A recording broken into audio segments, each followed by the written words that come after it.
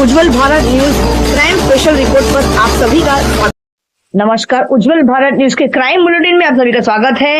SOG Valsad ने Bhilad police station area से 3.835 kilogram गैर कानूनी गांजे के साथ 2 आरोपियों को गिरफ्तार किया है और एनडीपीएस एक्ट 1985 के तहत जुर्म दर्ज कर लिया गया है।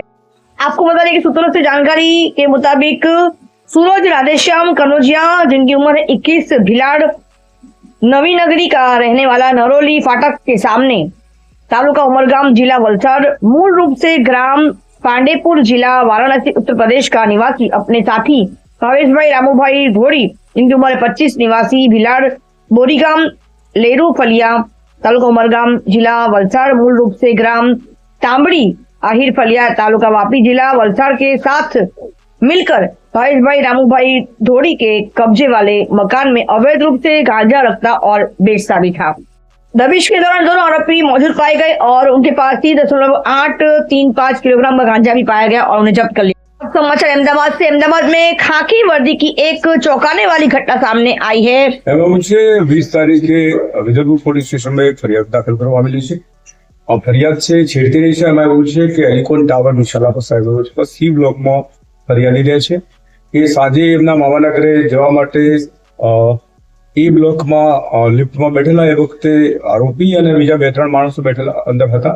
પછી બીજા માળે જે આરોપીઓ જે અન્ય ઇસમો હતા ઉતરી ગયેલા અને આરોપી અને બંને લિફ્ટ ઉપર ગયેલી વખતે ત્રીજા માળે ફરિયાદી ઉતરવાનું પણ આરોપીએ જે લિફ્ટ છે એ બંધ કરી દીધેલી અને ત્યારબાદ 9મા માળે ગયેલી અને એ દરમિયાન જે ફરિયાદી છે એની સાથે શારીરિક અડપલા થયેલા।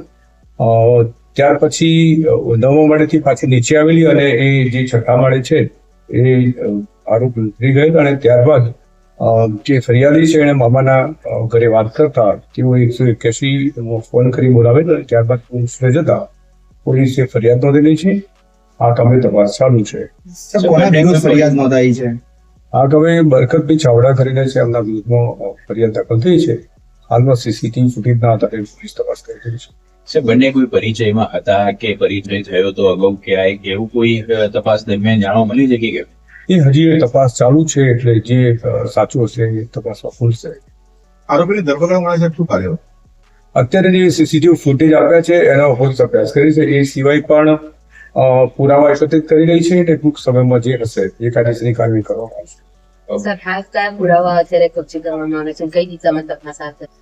અત્યારે જે એલિગેશન થયું પ્રમાણે સીસીટીવી ફૂટેજ છે જેમાં આખો પુરાવો છે તે પોલીસે એકત્રિત કર્યો છે અને તપાસ ચાલુ। Thanks for watching UB News.